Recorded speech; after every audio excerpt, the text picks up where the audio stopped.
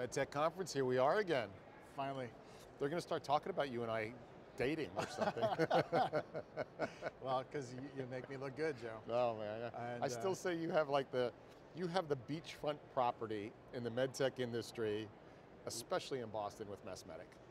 100%, 100%. And this is the this is the living embodiment of that statement, right? So, conference comes here. 3,200 people right now. It's Monday. It's going to break every record they ever had, and it's because it's here. Because people can get here easily, direct flight from Europe. It's got the reputation, the brand of being the most innovative place in the world for medtech, and so it's exciting. So a lot of work went into this. We've been talking about this conference for more than a year. To me, it was something I put on the calendar that we had to nail, and I'm just thrilled to be here. It's going to be a 3-day celebration of this industry and this ecosystem, and I couldn't be happier. Yeah, and you just finished up a year. I sit on the board with you on Medtech, and Yes. you just finished up your first year there, and you had an unbelievably strong first year. Yeah, it's been great. It's I don't know if there's a degree of more than drinking from the fire hose, but I just feel like when you jump into something, throw everything you got into it, throw everything you can against the wall, see what sticks. Yeah. It's not life or death, so you can afford to fail a little bit. But that's really my whole philosophy here was, let's see what works, and they'll tell us. If it doesn't work, it doesn't work, and that's okay. They could try something new, and that's been fun. But, the hard part is just managing expectations of myself and wanting to do too much too soon. Yeah, I think you got to give yourself a little more credit, though. I don't think you just threw everything up against the wall to see what stuck. I've had the opportunity to have relatively privileged and intimate conversations with you on your strategy, your tactics, your precision in your moves. Well, I came from this job after 10 years of covering the industry as a member of the media. So I had pretty set ideas about what we had done at the website massdevice.com to be the voice of the industry from a sort of third-party, independent point of view. And I kept seeing these little niches that I thought would be great to do if only we could do like a membership type model where we could take a couple chances beyond selling advertising. And in media, you can't do anything without having an advertiser there first. And it's, that's great. It's actually probably the best training in the world, right? Because that is life or death. Yeah, you cover yourself before you go off on these half-baked ideas. But I wanted to do stuff that was bigger than just for my company. I wanted to start initiatives that would be good for the industry. I wanted to be able to rally people behind causes. And that has been the most fun. And I feel like we're doing that every day. If it's not, when we did our annual dinner, we looked at patient impact, and then we looked at how our industry can be more active locally in terms of local charities. But on the ecosystem level, which is something that I'm always trying to think about, is how do we make sure the startups have a base of operations that they can, a trusted advisor. And how can we be that? How can we be the connective tissue? So on our board, and you get a chance to see this too, I've been kind of cranking the numbers, and luckily at this time of year you get a lot of the rankings that come out about the big medtech companies, right? So there's a medical design outsourcing magazine just put out its Big 100. 4 of the top 5 biggest medtech companies in the world are in Massachusetts, and I think 3 of those are on our board. I just ran a little numbers. About 16 of the top 50 companies in the world are Medtech members. Most of those companies are on our board. So we already have the penetration with the big companies. So now it's about how do we make sure that we involve those companies holistically in the startup and innovation ecosystem so that they can get the benefit of that rising tide. Because I don't know if the rising tide always lifts all ships, but it sure should. And you started an initiative this year specifically geared at startups. Yes, the Ignite program is our virtual incubator where we're really marshaling our resources, trying to concentrate on helping accelerate 16 medtech company founders' journey through support, through boot camps, through working deals for them, and actually even introducing them to potential partners, strategic acquirers, maybe even acquirers one day. Now, these companies are still kind of raw, so they're not ready yet.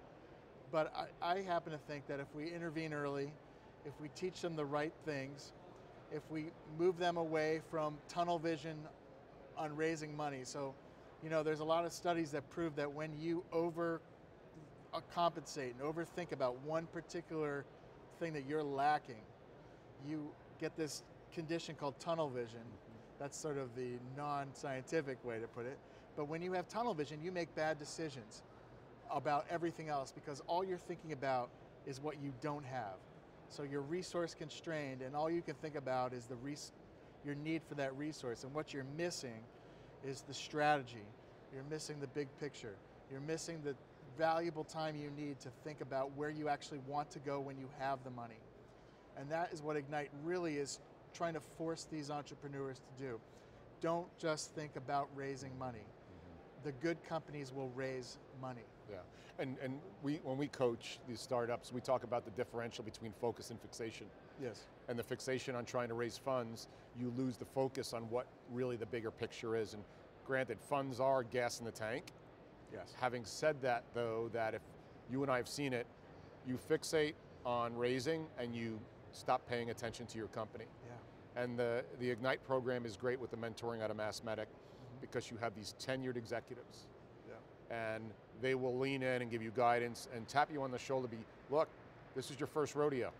Let me explain something to you. Right. Yeah. And that's super valuable. What else would people be interested in knowing or should know about Medtech and think about a membership?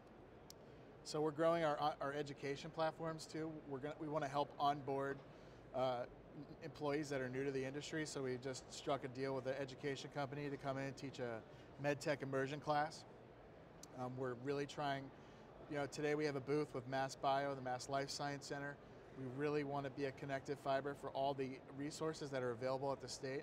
There's so much available for companies in this state that want to come to this state. We have to do a better job of taking them through that on the roadmap. The connections that you make through our organization, I think, are invaluable. And so, increase that and increase people's opportunities to connect.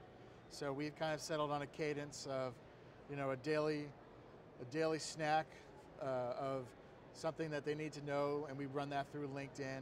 A weekly meal through our email newsletter where we're trying to tell you, hey, this is what's going on this week, this is what you need. And then a monthly activity. And trying to build a cadence so they know we're here all the time. But this conference is also another reason to be a part of Medtech. We weren't just a passive observer in this conference. We helped drive a lot of the content, the programming in terms of the plenary speakers, in terms of people that needed to be involved, a lot of curating there. We helped drive the Massachusetts Pavilion, or the New England Pavilion, which is full, which is great. And we really just try to keep pushing about how we make sure that this conference represents Boston well. Yeah. And so what should we look for over the next couple months? We're just moving into October now. Yes. So between now and the end of the year, what should we look out for from Medtech that might be interesting? We have some great events coming up. So we have the Chief Medical Officer of Boston Scientific is going to do another one of our innovation salons in the Seaport, which is it'll be a really great night. We have another one of our Women in MedTech forums, and we're bringing in Stacy Pugh from Medtronic Brain. That's great.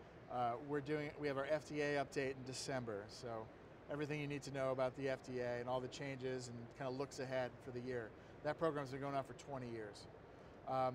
We have our medical device immersion class in late October, and then we also have something I'm really excited about, which is an entrepreneurs boot camp for companies outside of Ignite. I don't want startups to think we're only going to handpick 16 winners and they're the only people we look at.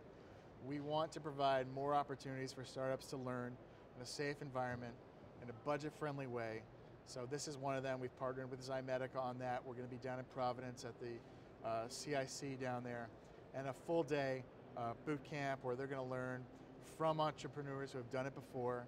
It's so critical to hear from people who have done this before. And that's on November 6th. So all that stuff is available on our website. And that'll take us to the end of the year, and then we run it back, 2020. So if somebody wants to reach out to Medtech, what's the best way to get membership information and or just connect? Well, I think we want people to know that our website is a resource. So we list events that are not our events because we want to have people understand that we're just a public, we're a public resource. So you come there, you can find out anytime any event that's going on Medtech related in Massachusetts or New England. We have a member directory and a non-member directory that's geo-focused. You can go in, you can click search by town, search by specialty, and that's on our website too. You can reach us on our LinkedIn page, our company page. We're really trying to push that. We think LinkedIn is a great place to connect. And that's really the only social media we're doing. We've kind of moved away from the other social media stuff. We like LinkedIn because it's easy to categorize, to sort of find And it's people. a platform to learn as well.